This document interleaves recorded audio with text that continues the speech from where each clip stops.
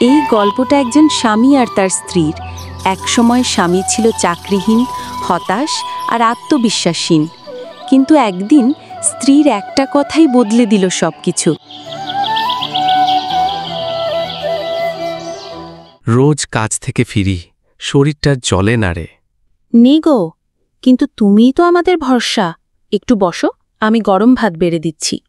তুমি রোজ আমার জন্য এত কিছু করো, অথচ আমি তোমার একটা নতুন শাড়িও দিতে পারিনি। শোনো, শাড়ি নয়, তোমার ভালোবাসা, যত্ন আর সাথটাই আমার সবচেয়ে বড় পাওয়া। কখনো কি ভাবনি অন্য মেয়েরা কত ভালো আছে, তুমি কষ্ট পাও? ভালোবাসা মানে কেবল সুখ নয়, কষ্টেও যদি কেউ পাশে থাকে, সেটাই তো আসল প্রেম। তুমি সত্যিই আমার জীবনসঙ্গী, আমার প্রেরণা। আর তুমি আমার গর্ব। একদিন আমাদের কষ্টের দিনও পাল্টাবে, কিন্তু আমাদের ভালোবাসা যেন একই থাকে।